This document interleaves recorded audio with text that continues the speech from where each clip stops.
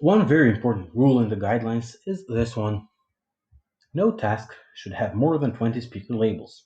When the 21st speaker is introduced in the task, you should end the transcription there. So, if there are many people speaking in one task, and you have created 20 speaker labels for each of them, when you hear the 21st separate person talk, this is where the task should be ended. If the task was originally 3 minutes long, but we hear the 20th speaker, let's say, on an example, in the 2 minutes and 18 seconds mark, and after that, we hear a new person talk. This is where we would end the transcription.